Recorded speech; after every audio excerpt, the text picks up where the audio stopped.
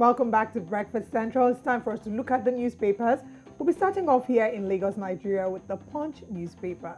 Now on the front page of the Punch newspaper, crisis rocks Rivers, Oyo, Benue. APC factions reject delegates list. That's on page 2. Process killed in Rivers, no delegates election in Benue. Factional leaders, Adelabu, Folarin factions produce 2 delegates lists in Oyo. Await NWC's verdict.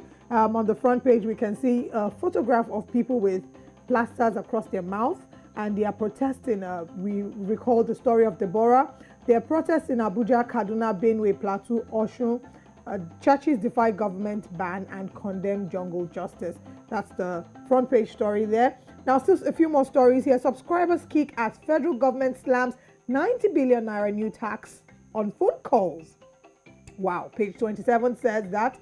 We also have here, Nigerians spend 221 million naira on foreign education in 3 months, says CBN report. This is quite interesting. We all know the people who are spending this much on the foreign education. FCCPC boss says we've frozen accounts of 50 firms operating loan apps on page 9. Nigeria loses 2.2 trillion naira revenue to oil production delays, says the report. 3 more stories, and it's a wrap here on the Punch newspapers. 1 killed as violence parallel polls mar PDP primaries. Mechanic Union ex-chairman assaults 2 Lagos panel beaters. Victims go dumb. Wow. That's on page 4 and page 5.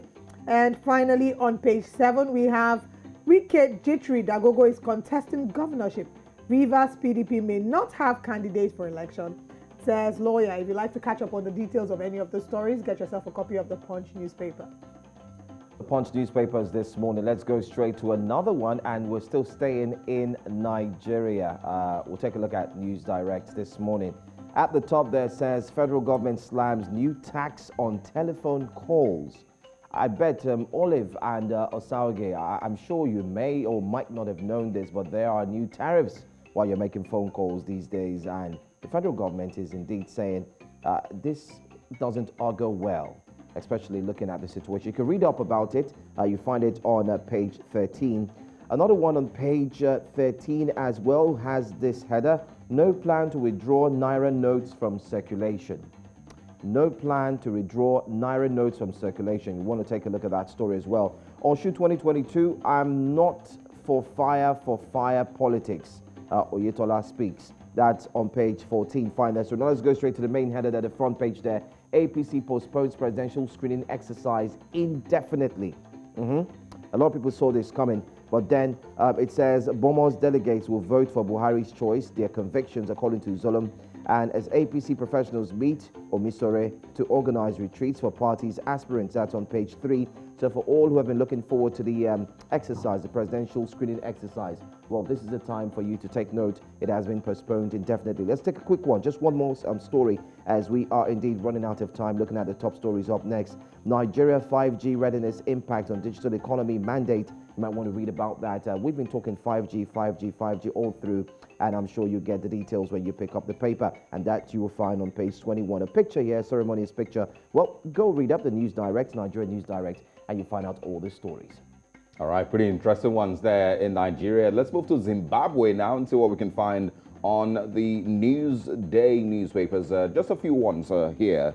The big one there says ZANU-PF youths pelted for hijacking music show.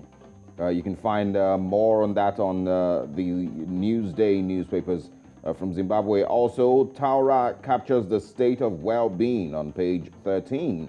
And just one more story, actually. Blame game between government and banks reaches tipping point. Those are the big ones that you can find on the Newsday newspapers this morning. Just gives you a picture of what is happening in Zimbabwe.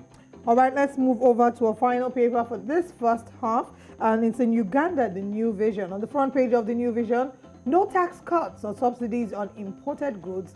That's on page 3. Museveni explains state of economy. Uganda Cancer Institute conducts free neck surgeries. We can see the surgeons over there conducting the free neck surgeries. That's absolutely brilliant. Israel promised stronger ties with Uganda. Senior 1 and 2 work. Kenya allows in Ugandan milk exports. 2 more stories here.